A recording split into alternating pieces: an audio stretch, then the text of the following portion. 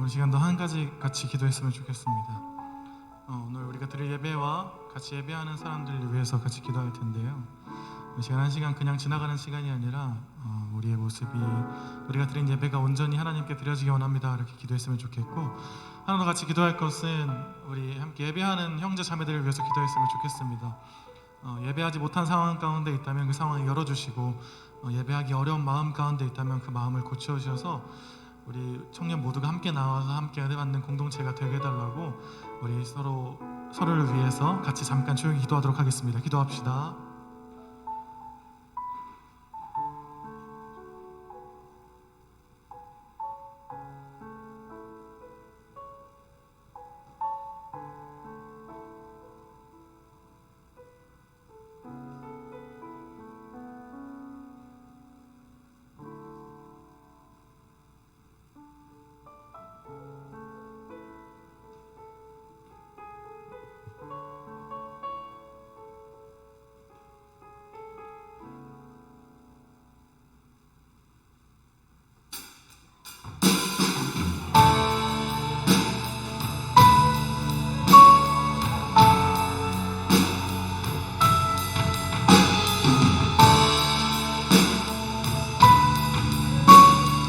함께 찬양이 원합니다. 시작됐네, 시작됐네. 우리 주님의 능력이 나의 삶을 다스리고 새롭게 하네. 자유하네. 죄와 사망으로부터 나의 삶은 변하구나. 충만하네.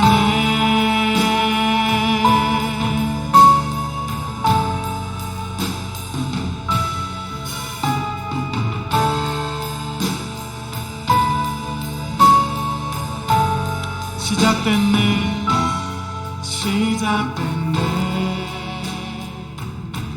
우리 주님의 능력이 나의 삶을 다스리고 새롭게 하네.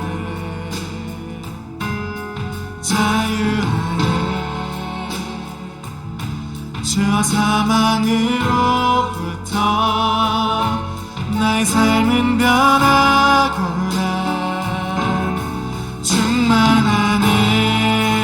은혜로다, 은혜로다.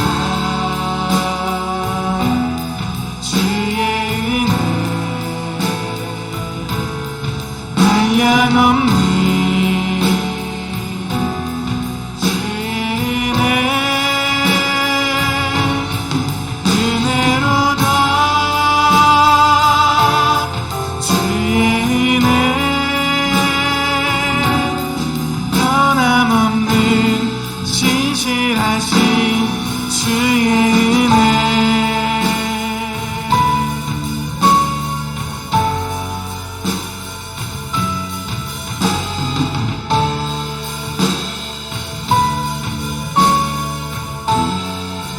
시작됐네, 시작됐네.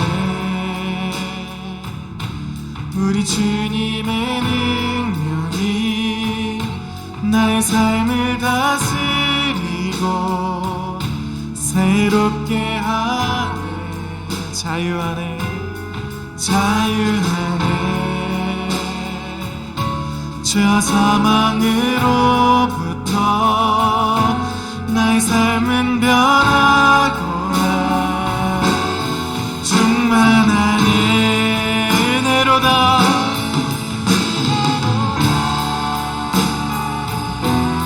주의 은혜, 한량없는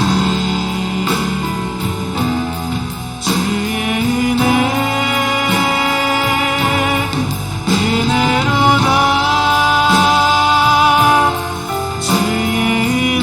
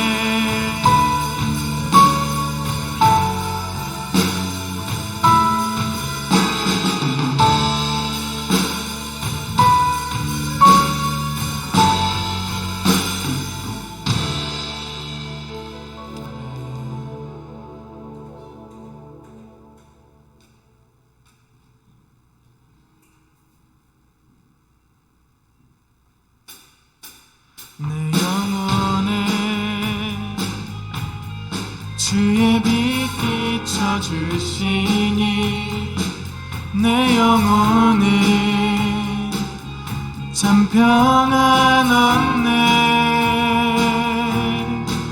하나님의 임재 가득한 이곳에 주의 영광에 빛 비추시네. 내 영혼에 주의 빛 비춰주시니 내 영혼은 참 평안 얻네. 하나님의 임재 가득한 이곳에 주의 영광에 빛 비추시네. 모든 어둠 물러가고 새 아침 밝아오네. 왕 되신 주님께 엎드려 경배할 때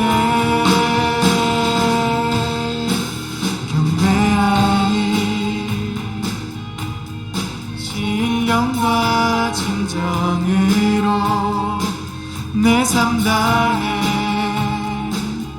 내 힘 다해 하나님이 다스리시는 이곳에 주의 나라 임하시네.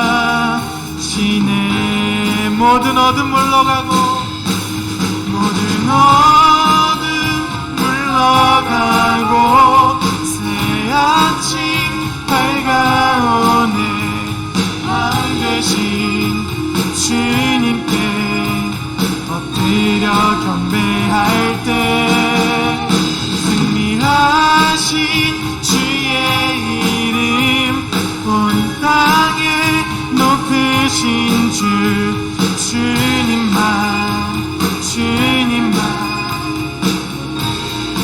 받으소서. 경배하리. 신령과 진정으로 내 삶 다해 내 힘 다해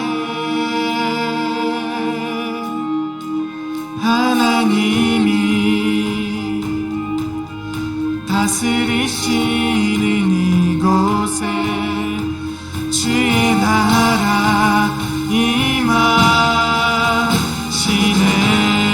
모든 어둠 물러가고 모든 어둠 물러가고 새 아침 밝아오네.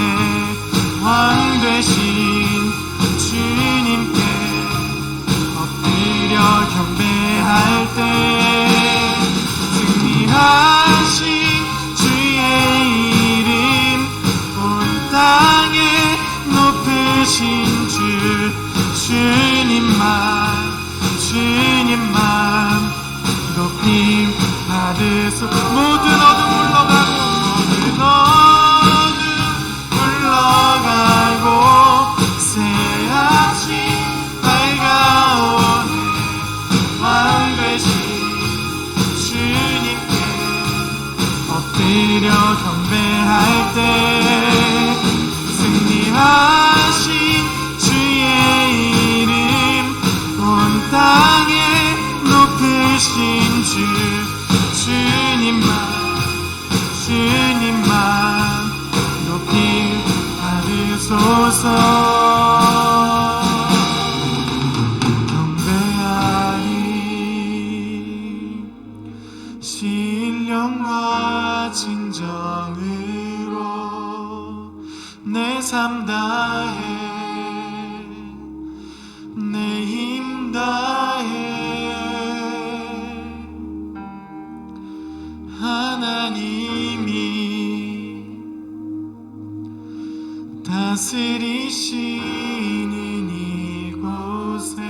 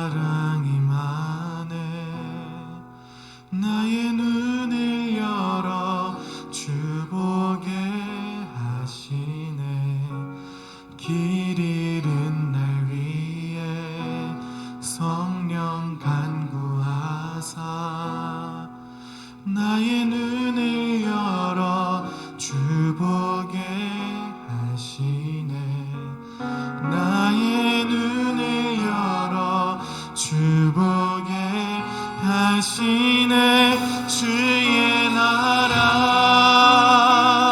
오리라. 주께서 부르실 때 소망과 영광에 주의 뜻 이루소서.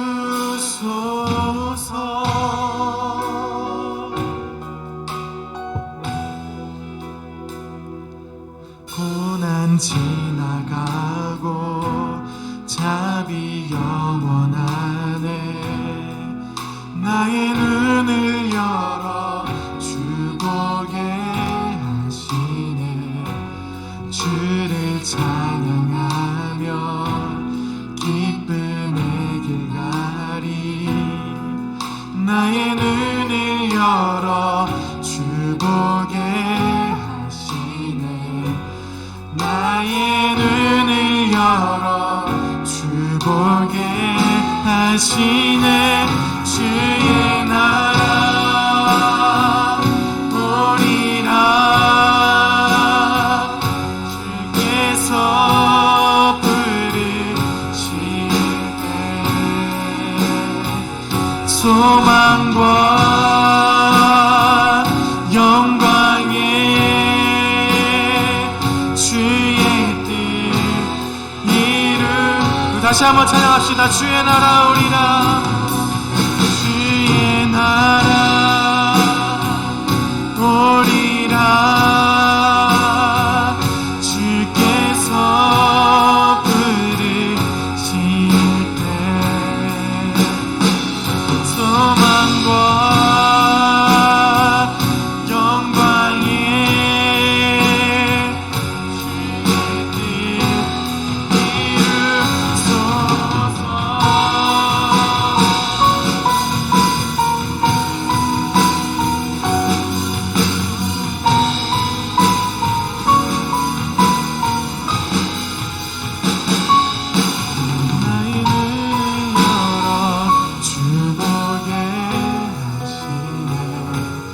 나의 눈을 열어 주 보게 하시네.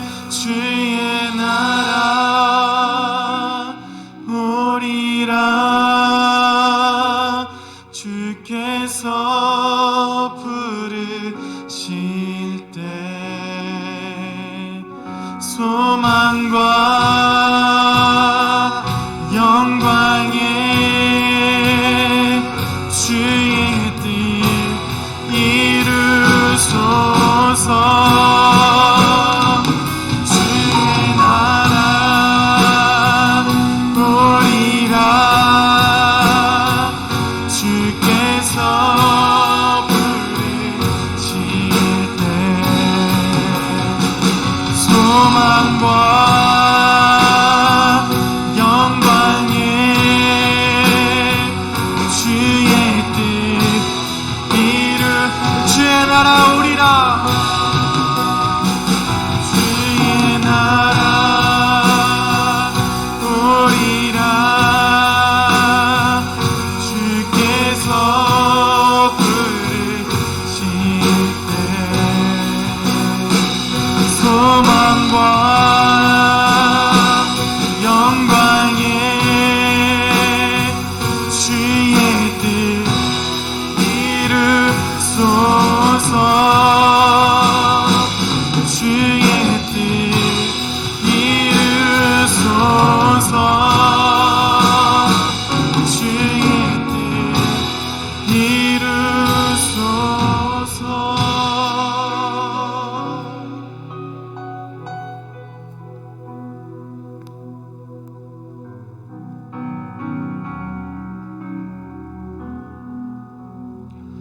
주의 나라 오리라. 주께서 부르실 때 영광과 영광에 주의 뜻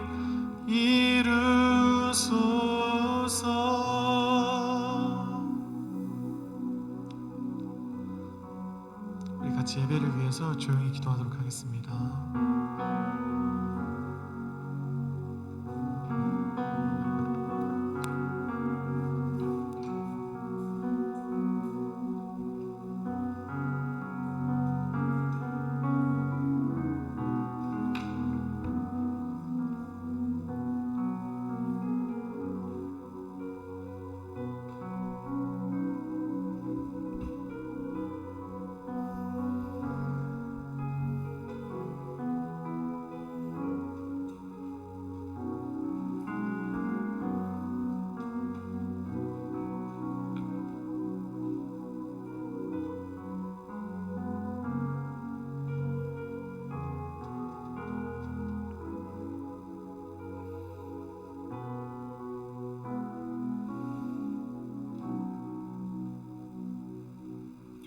사랑과 은혜의 하나님, 이렇게 주님 앞에 나와서 예배드리게 하심 너무나 감사드립니다.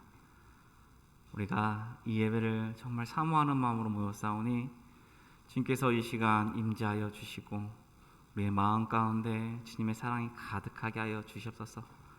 또 우리가 온 마음과 정성을 다해 신령과 진정으로 주님께 예배드리는 이 시간이 되게 하여 주시고 아버지께 영광 돌리는 우리의 마음 되게 하여 주시옵소서. 또한 영상으로 드리는 영혼들도 있습니다. 주님 동일한 은혜를 더하여 주시고 그들 가운데도 아버지 함께하여 주셔서 이 예배를 사모하고 주님을 만나는 귀한 시간 되게 하여 주시옵소서. 지금 이제 말씀 듣습니다. 아버지 부족한 모든 것들 가리워 주시고 아버지의 뜻을 깨닫는 귀한 시간 되게 하여 주시옵소서. 예수님의 이름으로 기도드립니다. 아멘. 같이 말씀 보시겠습니다. 오늘 말씀은 갈라디아서 3장 15절에서 22절까지의 말씀입니다. 갈라디아서 3장 15절부터 22절까지의 말씀입니다. 한 절씩 교독하겠습니다. 제가 먼저 읽겠습니다. 형제들아, 내가 사람의 예대로 말하노니 사람의 언약이라도 정한 후에는 아무도 패하거나 더하거나 하지 못하느니라.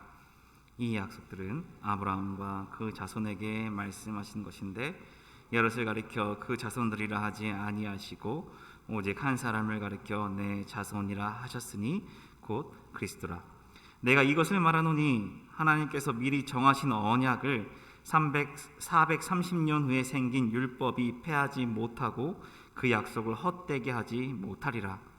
만일 그 율법이 율법에서 난 것이면 약속에서 난 것이 아니라 그러나 하나님의 약속으로 말미암아 아브라함에게 주신 것이라. 그런즉 율법은 무엇이냐? 범법함으로 더하여진 것이라. 천사들을 통하여 한 중보자의 손으로 베푸신 것인데 약속하신 자손이 오시기까지 있을 것이라. 그 중보자는 한편만 이해한 자가 아니나 하나님은 한 분이시니라. 그러면 율법이 하나님의 약속들과 반대되는 것이냐? 결국 그럴 수 없느니라. 만일 능히 살게 하는 율법을 주셨더라면 의가 반드시 율법으로 말미암았으리라. 그러나 성경이 모든 것을 제 아래에 가두었으니 이는 예수 그리스도를 믿음으로 말미암아 약속을 믿는 자들에게 주려 함이라. 아멘. 반갑습니다. 이렇게 오랜만에 예배당에서 우리 청년들의 얼굴을 보고 예배드리니까 너무 반갑고 좋습니다. 저희가 10% 예배를 드리게 되었는데요. 마음에 어려움이 없으시고 예배 드리는데 어려움이 있으신 분들은 예배당에 나와서 예배 드리시길 바랍니다. 하지만 하나님께서는 우리가 드리는 예배, 그 예배가 어느 곳에서 드려지든 기쁨으로 받아주실 줄 믿습니다. 온 마음을 다해서 예배 드리는 저와 여러분 되시길 소망합니다. 우리가 지금 계속해서 갈라디아서 말씀을 함께 묵상하고 있었습니다. 오늘도 같이 갈라디아 말씀을 함께 묵상하려고 하는데요. 이 말씀 내 중요한 내용들을 다시 한번 돌아보면 사도 바울은 계속해서 바른 복음에 대하여 이야기하고 있습니다. 복음의 진리, 곧 구원은 사람이 하는 어떠한 공로나 그들의 행위와 상관없이 십자가에 달리신 예수 그리스도, 그분을 믿는 믿음으로 받는 하나님의 값없는 선물임을 계속해서 바울은 강조하고 있습니다. 그 이유는 유대 기독교인들이 오직 믿음으로 주어지는 구원을 받아들이지 않았기 때문입니다. 그들은 사람들이 자신의 구원에 어떠한 기여를 할 수 있다라고 말했습니다. 그래서 유대인들은 구원을 받기 위해서 예수님을 믿는 믿음에 한 가지를 더 더해서 율법의 행위를 더해 그것을 행하며 지킬 때에 구원이 완성된다라고 주장했습니다. 그리고 갈라디아의 이방 그리스도인들, 그들을 자신들의 주장으로 끌어들여서 잘못된 구원을 길로 가게 만들었습니다.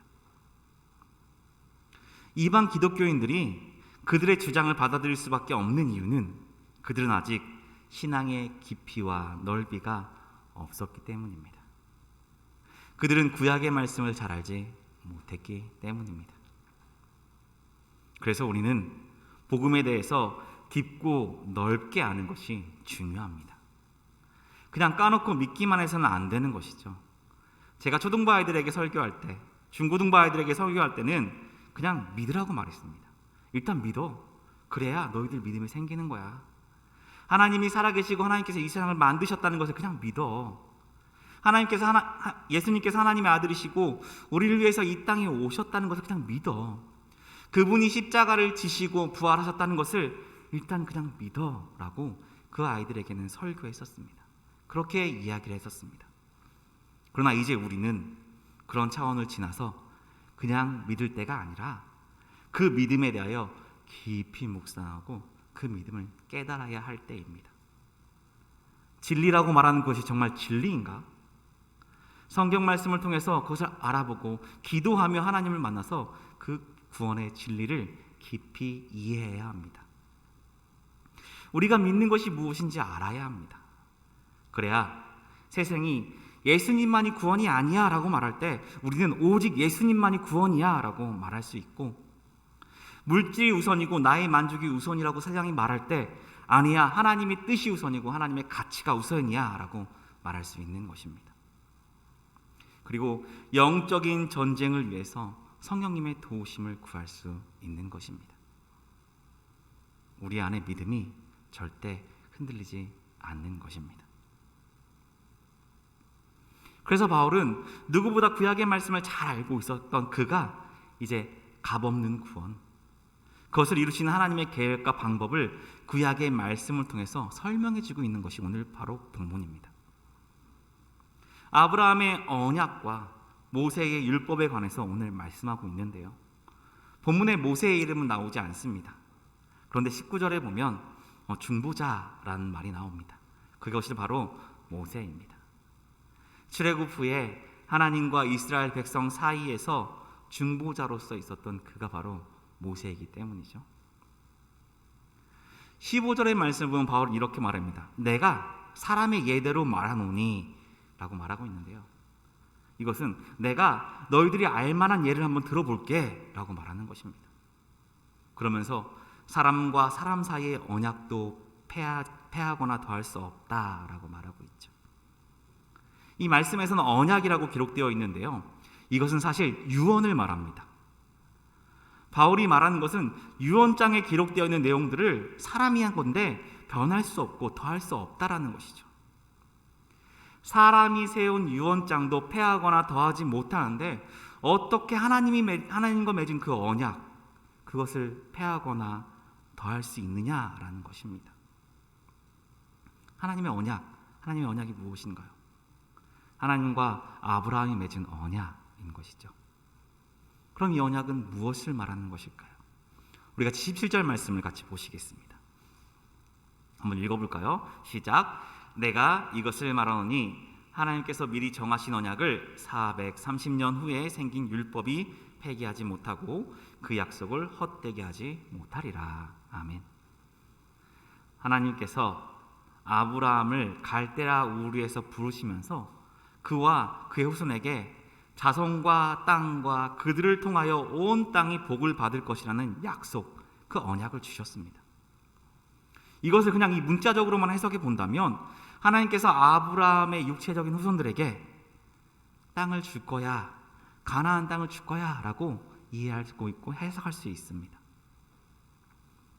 그렇다면 오늘 말씀에 유대인들이 주장하는 대로 할례를 받아 아브라함의 자손이 된 사람만이 그 유업을 받을 수 있게 되는 것입니다. 그런데 하나님께서는 그것과 더불어 무엇을 말했냐면 아브라함의 씨에게서 땅의 모든 족속이 복을 받을 것이다 라고 말씀하셨습니다. 가나안 땅에 사는 유대인들을 통해서 어떻게 온 세상 사람들이 복을 받을 수 있을까요? 그냥 잘 되고 잘 사는 복을 말하는 것이 아닙니다. 유대인이 잘 되기 때문에 그 옆에 있던 사람들이 덩달아서 잘 되고 복 받는 것이 아니라 구원에 대해서 얘기하는 것입니다. 너의 자손을 통해서 온 세상이 구원받게 될 것이다 라고 말하는 것이죠. 바울은 여기서 말하는 약속된 땅과 그 약속이 주어진 씨가 궁극적으로는 영적이라는 것을 깨달아 알았습니다. 하나님의 목적은 유대인들에게 가나안 땅을 주시는 것만이 아니라 그리스도 안에 있는 성도들에게 구원, 영적인 유업을 주시는 것입니다. 16절의 말씀을 같이 보시겠습니다. 읽어볼까요? 이 약속들은 아브라함과 그 자손에게 말씀하신 것인데 여럿을 가리켜 그 자손이라 하지 아니하고 오직 한 사람을 가리켜 내 자손이라 하였으니 곧 그리스도라. 아멘. 이 말씀은 바울이 하나님께서 아브라함에게 주신 창세기 13장 15절의 말씀을 가져다가 그대로 쓴 말씀이거든요. 그럼 창세기 13장 15절에는 어떻게 되어 있는지 한번 말씀을 볼까요? 13장 15절 같이 한번 읽어보겠습니다. 내가 너로 여자와 원수가 되게 13장인데요. 제가 드릴게요. 13장 15절입니다. 보이는 땅을 내가 너와 내 자손에게 주리니 영원히 이르리라 라고 13장 15절에 되어 있습니다. 여기서 보이는 땅을 내가 너와 내 자손에게 주리니 라고 말하고 있어요. 하나님께서는 내가 너와 너의 자손들에게 주겠다. 복수로 말하지 않으셨고 단수 자손에게 주시겠다라고 말씀하신 것이죠. 여기서 이 자손이 바로 예수 그리스도라고 바울은 얘기합니다. 하나님의 언약이 아브라함의 자손 안에만 머무는 것이 아니라 예수 그리스도 안에 있는 모든 사람에게 주어지는 언약, 예수 그리스도로 인해서 완성될 것이라는 것을 바울은 구약의 말씀을 통해서 말씀해 주고 있는 것입니다. 설명해 주고 있는 것입니다. 하나님은 이 약속을 아브라함에게 주시면서 어떠한 조건도 말씀하지 않으셨습니다. 순종해야 할 율법도 주지 않으셨고 행위에 대한 성취에 대해서 이야기도 하지 않으셨습니다. 조건이 전혀 없었습니다. 하나님께서는 그저 내가 너에게 씨를 주리라, 너의 씨에게서 내 땅을 주리라, 그리고 너의 씨 안에서 땅의 모든 족속이 복을 받을 것이다 라고 말씀하셨습니다. 이 언약은 절대 변하지 않는 약속으로 주어진 것입니다. 그렇기 때문에 바울은 하나님께서 전하신 언약을 430년 후에 생긴 율법이 폐하지 못하고 그 약속을 헛되게 하지 못한다라고 말하는 것입니다. 18절에 만일 그 유업이 율법에서 난 것이면 약속에서 난 것이 아니니라 라고 말하고 있는 것이죠. 만일 우리가 받은 유업, 즉 구원의 구원이 율법에서 난 것이면 구원은 하나님의 언약, 그것으로 주어진 것이 될 수 없다라는 것이죠. 아브라함과 하나님의 약속이 아무런 소용이 없다는 것입니다. 그러나 바울은 하나님의 약속으로 인해서 주어진 것이다 라고 분명하게 말하고 있습니다. 우리의 구원은 하나님의 약속으로부터 주어진 것입니다. 18절 말씀에 주신 것이라 라는 단어가 말이 있는데요, 이 말씀에 우리는 주목해 봐야 합니다. 이 단어는 헬라어로 볼 때 값없이 주다, 은혜를 베풀다 라는 뜻을 가지고 있습니다. 즉 은혜의 선물이다 라는 말이죠. 구원은 율법이 아니라 하나님의 언약으로 주어진 것이라고 말하고 있는 것입니다. 그리고 이 단어를 어떻게 사용했냐면 완료 시제로 기록하고 있습니다. 이것이 무엇이냐면 이미 받았고 영원토록 우리에게 주어진 것이다 라고 강조하고 있는 것이죠. 이 언약은, 이 구원은 우리가 이미 받았고 앞으로도 계속해서 영원히 우리 안에 주어져 있는 것이다 라고 바울은 이야기하는 것입니다. 아브라함에게서 주어진 그 언약이 값없이 주어진 은혜이고 이미 우리에게 주어져 있기에 변하지 않는 것이다 라고 말합니다. 변할 수 없다 라고 말합니다.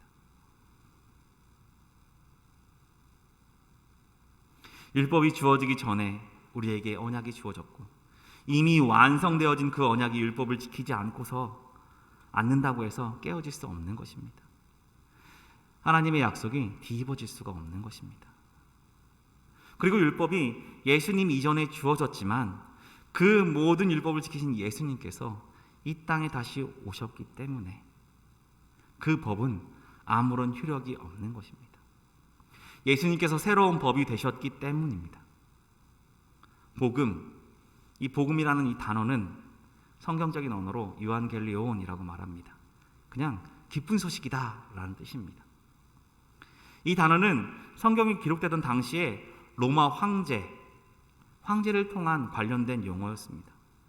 새로운 황제가 등극할 때 황제가 다스리는 국가나 도시를 그들이 방문할 때 그 황제의 즉위나 방문을 두고 백성들이 유한겔리온, 황제가 방문한다, 황제가 등극했다, 기쁜 소식이다 라고 불렀습니다.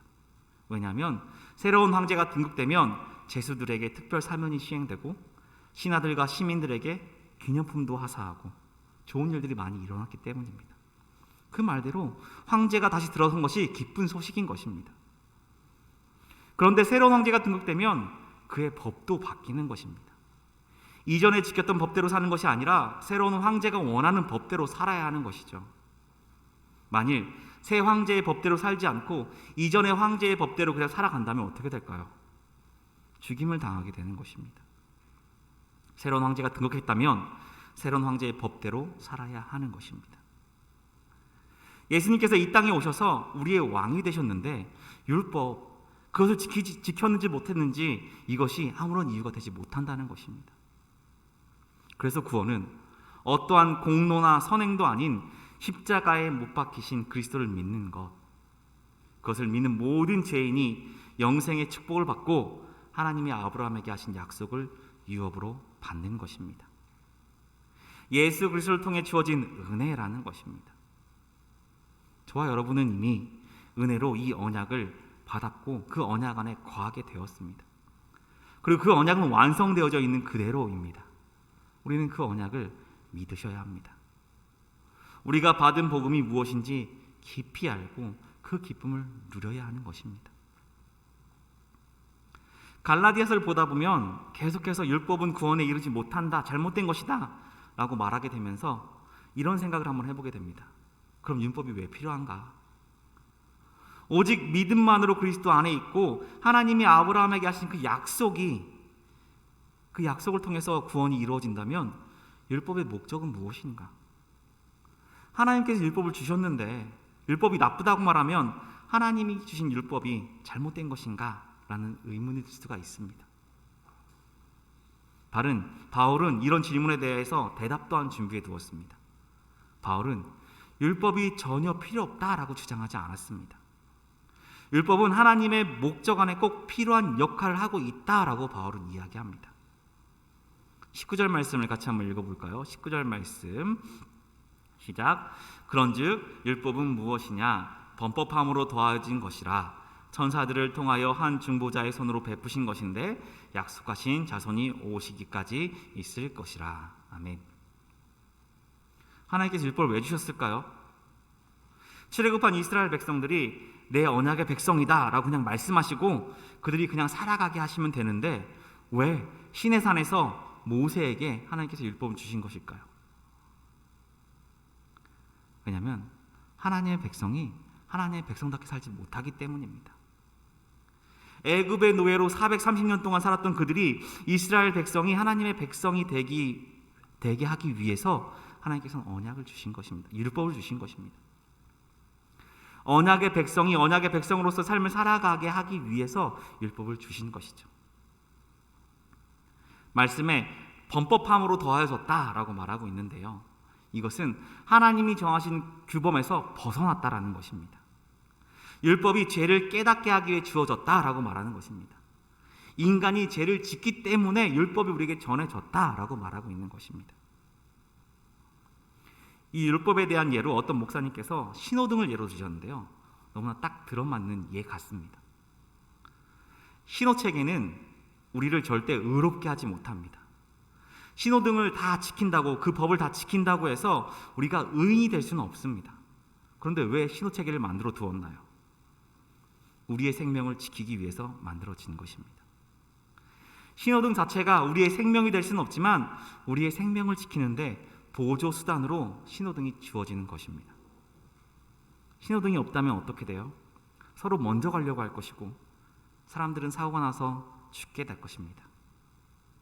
그래서 교통법규라도 만들어서 안전을 지켜주고자 만들어준 것이죠. 그런데 우리는 어떡하나요? 그걸 살짝 어기잖아요. 이리저리 보다가 사람이 없으면 자동차가 그냥 지나가기도 하고, 차가 오지 않으면 빨간불인데도 그냥 건너가잖아요. 저를 포함한 여기에 계신 모든 분들 신호위반 하신 적 없으신가요? 다 지키신 분 아무도 없으실 거예요. 신호체계는 우리가 신호를 지킬 수 없는 존재라는 것을 또한 깨닫게 해줍니다.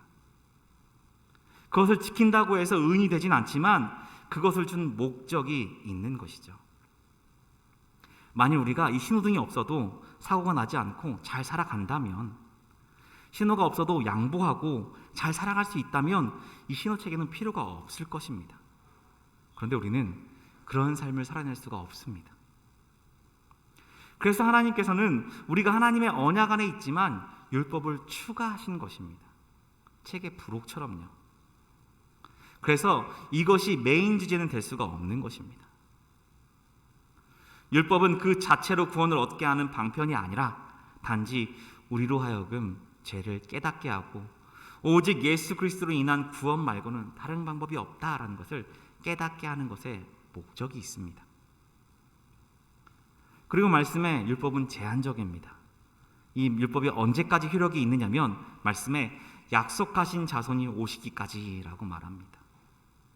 예수님께서 이 땅에 오시는 그때 모든 율법의 효력은 사라지는 것입니다. 왜냐하면 예수님께서 새 언약, 새 약속이 되어서 우리에게 주어지기 때문이고, 예수님께서 다시 이 땅에 오실 때 우리의 구원은 완성되기 때문입니다. 우리의 죄는 더 이상 사라지게 되는 것이죠. 이어서 바울은 이제 오히려 유대주의자들에게 질문을 합니다. 21절 말씀 보실까요? 제가 읽어드리겠습니다. 그러면 율법이 하나님의 약속들과 반대되는 것이냐? 결코 그럴 수 없느니라. 만일 능히 살게 하는 율법을 주셨더라면 의가 반드시 율법으로 말미암았으리라. 바울이 오히려 유대인들에게 율법을 하나님의 약속과 반대되는 것으로 만든다, 너희들이 만든다라고 비판하고 있는 것입니다. 그들의 가르침이 무엇인가요? 율법을 지켜라. 그러면 너희들이 생명을 얻을 것이다 라고 가르치는 것이 그들이 주장하는 것이었죠. 그런데 이 가르침은 절대 이루어질 수 없는 가르침입니다. 가르치고 있는 자신조차도 지킬 수가 없는 것이죠. 바울은 만일 능히 살게 하는 율법을 주셨더라면 의가 반드시 율법으로 말미암으리라 라고 말하고 있습니다. 하지만 그런 율법은 주어지지 않았습니다. 율법을 지킨다고 해서 우리가 의가 나타나지가 않는 것이죠. 어느 누구도 율법을 제대로 지킨 사람이 아무도 없습니다. 유대인들이 지키고자 하던 율법, 이 율법은 토라, 즉 모세 오경을 통해서 만들어진 613개의 조항이었습니다. 그 중에 248개는 하라, 꼭 해야 한다라는 율법 조항이었고 365개는 하지 말라, 너희들 해서는 안 된다라는 것에 대한 조항이었습니다. 사람들은 이 모든 것을 절대 지킬 수 없습니다. 그렇기 때문에 우리는 율법을 통해서는 의인이 될 수가 없는 것이죠. 율법을 통해서는 우리의 생명을 얻을 수가 없는 것입니다. 그 대신 죄인인 우리들은 매일 그 율법을 범하며 살아가고 있음을 깨달아 가는 것입니다. 율법을 통해서 내가 죄인이구나 라는 것을 깨닫는 것입니다. 바울은 로마서 말씀을 통해서 이것들을 자세히 설명하고 있는데요. 로마서 3장 20절에 율법으로는 죄를 깨달음이니라 라고 말하고 있고요. 4장 15절에는 율법이 없는 곳에는 범법도 없느니라. 7장 7절은 율법으로 말미암지 않고는 내가 죄를 알지 못하였으니 라고 말합니다. 율법의 중요한 목적은 죄를 드러내는 것입니다. 죄를 죄로 여기게 하는 것입니다. 내가 지은 죄가 죄구나라는 것을 알게 하는 것입니다. 그래서 오늘 말씀 22절에 성경은 우리 모두가 죄 아래 있다라고 말하는 것이죠. 선을 행하는 자가 없으니 하나도 없다. 의인은 없나니 하나도 없다라고 성경은 말합니다. 율법만으로는 아무도 의인이 될 수 없는 것이죠. 보편적인 인간의 모습은 죄인이라고 성경은 말하고 있습니다. 그러나 이어서 22절의 말씀에는 오직 예수 그리스도를 믿음으로 말미암는 약속을 믿는 자에게 주려 함이라 라고 말합니다. 예수 그리스도를 믿음으로 하나님의 언약을 믿는 자들에게 구원이 주어진다라는 것이죠. 율법은 우리가 죄인임을 더욱 기억나게 하고 우리의 공로로는 아무것도 할 수 없음 그것을 고백하게 하고 오직 예수 그리스도와 하나님의 은혜로만 구원을 받을 수 있다는 것을 인정하게 하는 것입니다. 율법이 우리 안에 있는데 그것을 지키는 것이 너무나 힘들고 그것을 어김으로 인해서 우리의 양심이 계속해서 나를 찔러서 마음이 아픕니다. 지키려고 하는 우리의 육신이 연약해서 그것을 지키지 못하고 계속 세상을 향해 나가고 세상의 것을 우리는 바라봅니다. 세상 사람들이 예수님이 무슨 대수냐라고 말해도 오직 예수님만이 구원이야 라고 우리는 담대히 외치지 못합니다. 나의 유익과 나의 만족이 우선이라고 말할 때 그래 이 정도는 괜찮지 라고 나의 만족과 나의 유익을 먼저 따르게 됩니다. 그러면서 계속해서 무너지고 쓰러지는 것을 우리는 깨닫게 되는 것입니다. 우리는 이 깨달음으로 인해서 우리는 아브라함의 씨인 그리스도, 죄를 용서하신 그분이 오실 때를 더욱더 기다리게 되는 것입니다.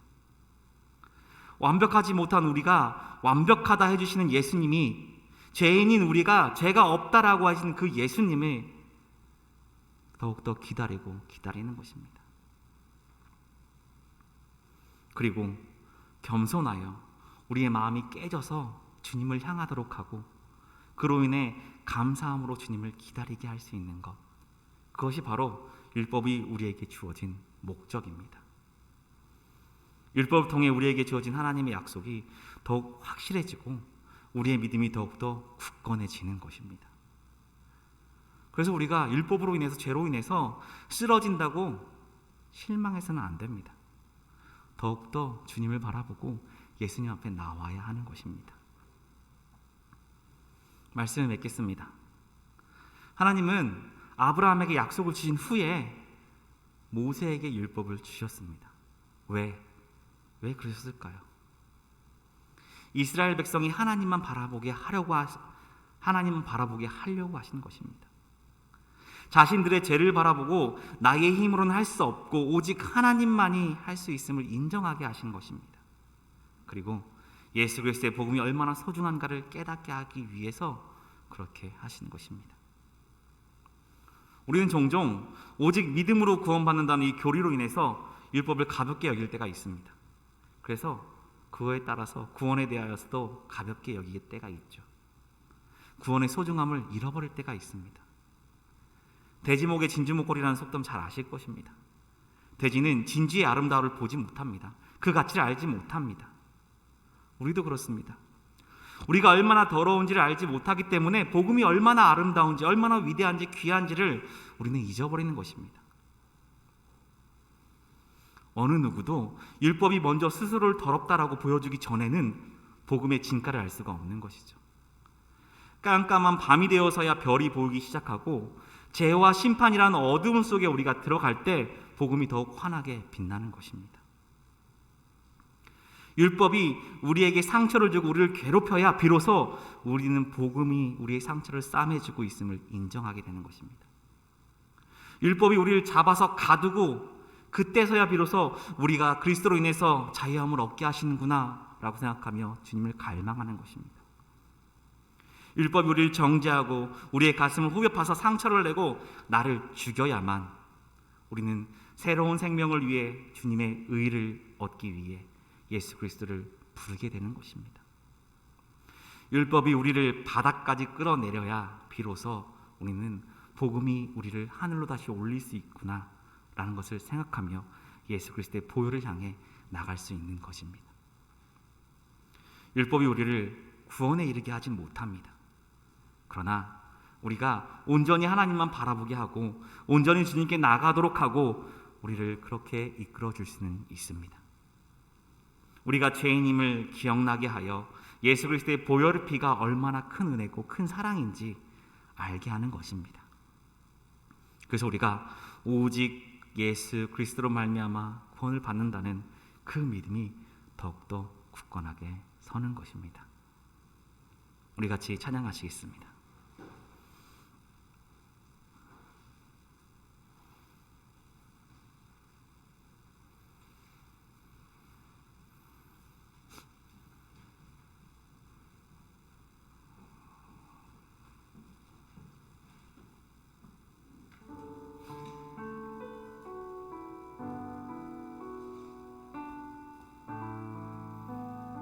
내 주의 보혈은 함께 찬양하시겠습니다.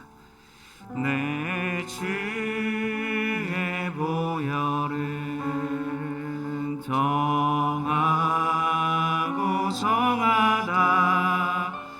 내 죄를 정케 하신 주 날 오라 하신다. 내가 주께로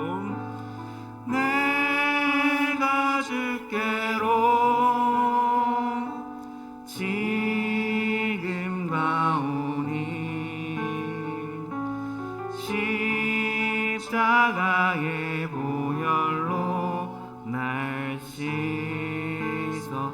내 주의 보혈은 정하고 정하다. 내 주의 보혈은 정하고 정하다. 내 죄를 정케 하신 주 날 오라 하신다.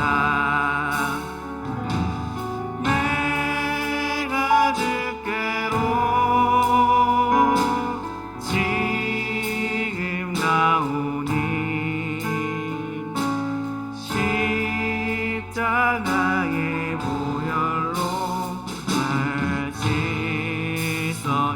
약하고 취해도 주께로 나가며 약하고 취해도 주께로 나가면 힘 주시고 내 주 안을 곧 씻어. 내가 주께로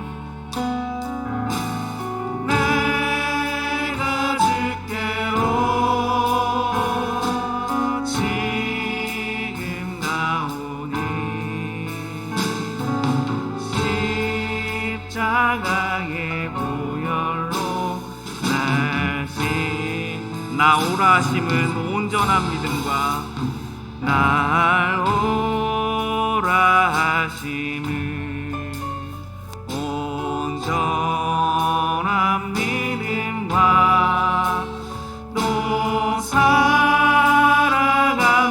평안함 다 주려. 내가 주께로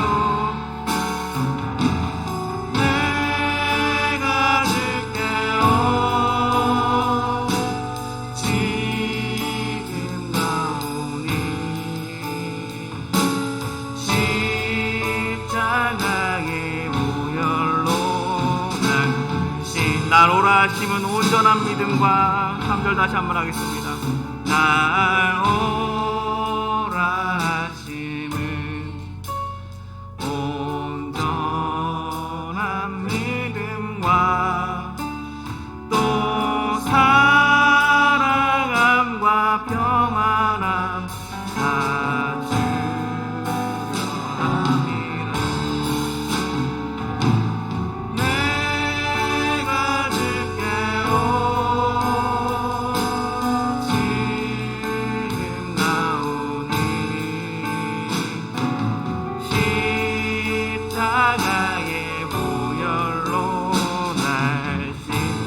내가 주께로 지은 가오니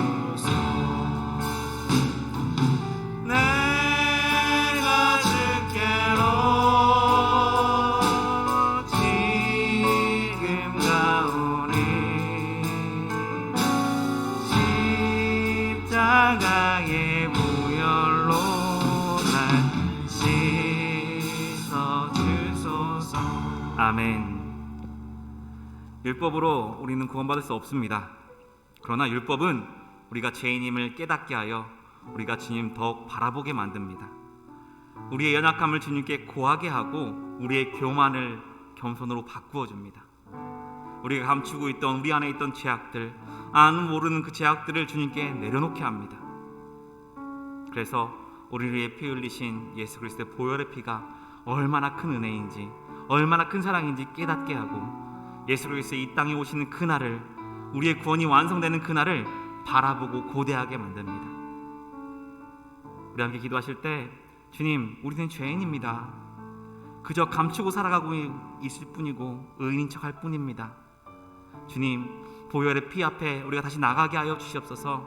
우리를 연약한 우리들을 감싸주시고 회복케 하여 주시옵소서.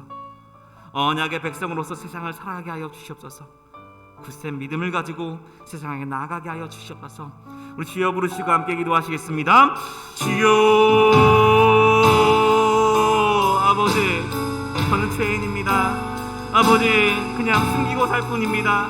주님, 아버지, 제가 죄인을 고백할 수 있게 도와주시고 저의 교만함을 아버지 낮춰주시고 겸손히 이 앞에 나갈 수 있게 아버지 함께하여 주셔서 아버지, 저를 위해 의존하신 아버지의 주님의 보혈의 피가 얼마나 크신지, 그 사랑이 얼마나 큰지, 얼마나 귀한지 아버지 다시 한번 고백합니다. 주님, 아버지 크신 은혜를 가지고 감사하며 살아갈 수 있게 도와주시고 그런 주님을 잊지 않게 도와주옵소서. 구원의 기쁨이 가득하게 하여 주시고 구원의 기쁨 안에 살아갈 때 주님의 은혜가 충만하게 하여 주옵소서. 세상이 오직 주님이 아니라고 할 때 세상이 오직 주님이라고 말할 수 있게 도와주시고 나의 이익과 나의 욕심을 채우는 것이 아니라 주님이 먼저이고 하나님의 길을 먼저 수 있는 우리 수 있게 도와주셔서 아버지, 제가 그런 삶을 살 수 있도록 믿음을 더하여 주시고 성령님 함께 하여 주시고 충만하게 하여 주셔서 하나님의 뜻에 따라가는 자가 될 수 있게 도와주셔서 계속해서 저의 길을 돌아보게 하시고 아버지 회개하면 용서해 준다고 주님의 말씀을 붙잡고 회개하며 나가는 자가 될 수 있게 도와주셔서 계속해서 연약하여 죄를 짓겠지만 아버지만을 의지합니다. 주님만 붙들고 나갑니다. 아버지 불쌍한 저를 이끌어주시고 함께하여 주셔서 죄에서 멀어질 수 있도록 죄에 예민하게 반응하고 계속해서 멀어지며 아버지께 나아갈 수 있도록 아버지 그런 죄를 할 수 있도록 아버지 함께하여 주셔서 하늘나라를 바라보며 하나님 오실 예수님 오실 그날을 바라보며 저의 구원이 완성되는 그날을 소망하며 살아갈 수 있도록 아버지 붙잡아 주셔서 매일매일의 삶이 아버지께 드리는 삶 되게 하여 주시고 매일매일의 삶 가운데 주님의 자녀로서의 삶을 살아갈 수 있도록 아버지 함께하여 주셔서 보혈의 피 앞에 나가게 아버지 함께하여 주셔서 주님 감사합니다. 아버지, 이 시간 우리 청년부를 위해서 함께 기도하시겠습니다. 저희들 대면 예배를 시작합니다. 우리가 지켜야 할 것이 바로 이 예배입니다. 세상이 뭐라 해도 이 예배는 꺼지지 말아야 합니다. 주님께 온전히 드려야 하는 예배입니다. 주님, 우리의 마음을 허락해 주시옵소서. 우리의 환경을 허락해 주시옵소서. 코로나로 인해서 참 어렵지만 모든 것들 주님께서 주관하여 주시고 주님께서 보호하여 주셔서 우리가 예배하게 하여 주시옵소서. 예배 자리를 사모하게 하시고 이곳에 나와서 예배 드릴 때 영광 받아 주시고 우리를 새롭게 하여 주셔서 주님의 자녀로서 세상에 다시 나아갈 수 있게 하여 주시옵소서. 우리 주여 부르시고 우리 청년부를 위해서 같이 기도하시겠습니다. 주여, 사랑의 하나님 아버지, 세상이 너무 어렵고 힘든 가운데 주님 예배를 드리지 못하고 아버지 나가지 못하는 삶을 살아가고 있습니다. 주님, 우리가 지켜야 할 것이 예배임을 고백합니다. 아버지, 우리가 아버지를 만나길 소망하고 아버지께 아버지가 강구하는 것이 뭐냐 예배임을 고백합니다. 주님, 아버지 예배를 사모할 수 있게 도와주시고 우리의 마음을 주관하여 주시고 우리의 환경을 주관하여 주시고 코로나에 대한 두려움을 사라지게 하여 주셔서 우리가 모두 예배당에 예배드릴 수 있게 도와주시옵소서. 세상의 많은 어려움들 다 이겨내도 아버지께서 힘을 더하여 주셔서 아버지 우리 성령들 모두가 함께 나와서 예배드리는 그날이 올 수 있도록 아버지 주관하여 주옵소서. 아직은 힘을 들겠지만, 아직은 어려움이 있겠지만 주님께서 함께하여 주심으로 저희들의 마음을 변화시켜 주시고 우리가 다시 아버지 나와서 예배 드릴 수 있도록, 그날에 대해서 함께 예배하며 영광을 돌릴 수 있도록 아버지 함께해 주셔서 함께 찬양하며 함께 기도하는 그날이 올 수 있도록 아버지 우리의 청년들의 마음 가운데 함께하여 주시옵소서. 주님 아버지 저희들의 모든 삶 가운데 여기시고 모든 어려움 가운데 주님께 손을 뻗어주시고 회복하여 주시고 구하여 주시고 인도하여 주셔서 한 영혼 한 영혼 불쌍히 찾아가 주시고 만나 주셔서 주님을 만나기 소망하는 영혼들 가운데, 믿음을 다시 갖기 원하는 영혼들 가운데 아버지 함께 해주셔서 다시 한번 그 마음 가운데 뜨거운 영혼을 사랑해 주시고 새 사람이 되고 새로운 될 수 있도록 아버지 붙잡아 주시고 성령 충만하게 아버지 인도하여 주셔서 주님 아버지 주님 아버지 수 있도록 주님 붙잡아 주시고 함께하여 주셔서 하나님, 우리가 죄인임을 고백합니다. 말씀을 듣고 깨달아 삶으로 살아가며 우리의 연약함을 고백합니다. 세상을 향해 주님을 전하고 주님의 가치를 드러내야 하지만 온전히 주님께 나가지 못함을 고백합니다. 주님, 이런 우리들을 불쌍히 여겨주시고 도와주시옵소서. 성령님 함께 하셔서 주님의 자녀로서의 삶을 살아가게 하여 주시옵소서. 실패하고 넘어질지라도 예수 그리스도를 붙잡고 굳센 믿음으로 다시 서게 하여 주시고 주님 앞에 다시 나와서 세임받아 삶을 살아가게 하여 주옵소서.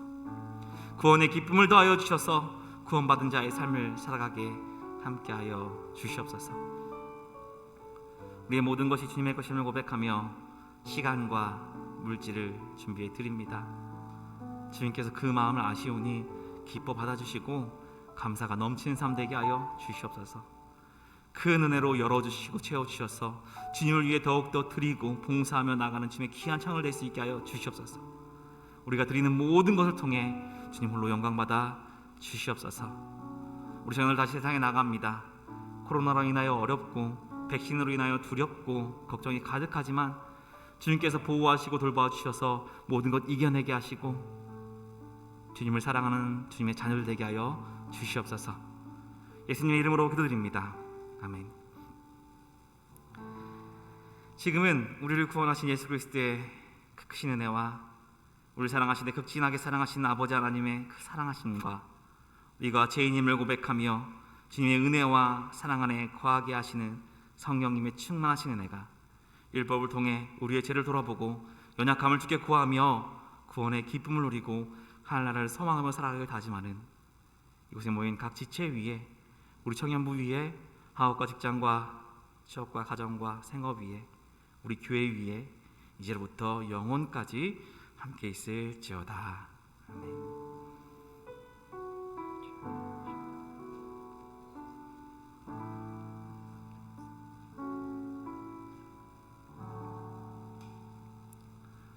감사합니다. 예배에 참석해 주셔서 감사하고 또한 영상으로 이 시간을 지켜주셔서 예배드린 여러분 정말 감사합니다. 주님의 은혜가 우리 가운데 항상 가득하길 소망합니다. 우리 또 축복하는 시간 갖도록 하겠습니다.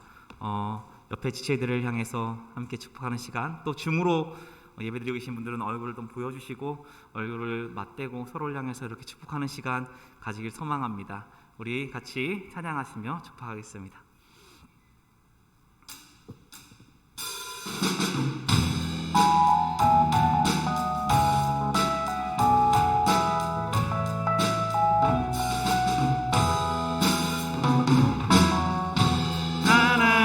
사랑이 당신의 삶 가운데 가득하기를 축복합니다. 하나님의 은혜가 우리 가운데 가득하게 한 번 더 찬양하겠습니다. 하나님의 사랑이 당신의 삶 가운데 가득하기를 축복합니다. 하나님의 은혜가 우리 가운데 가득하길 기도합니다. 네, 축복합니다. 네, 하루빨리 다 같이 모여서 예배드리는 그날이 오길 같이 기도해 주시기 바랍니다. 광고하도록 하겠습니다. 이번 주부터 청년부 예배는 대면 예배 10% 인원으로 참석해 드립니다.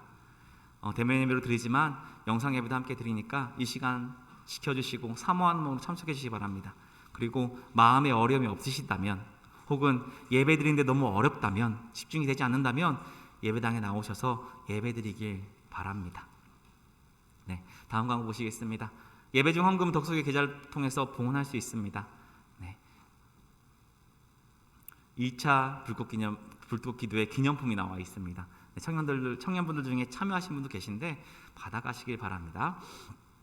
네, 불꽃 기도 노트 혹시 하고 계신가요? 매일 한 명에게 연락해서 기도 제목을 나누고 함께 기도해주는 그런 불꽃 기도 노트인데요. 우리 청년 전체가 같이 참여해서 우리 청년들을 위해서, 지체들을 위해서 기도하는 귀한 시간 갖길 바랍니다.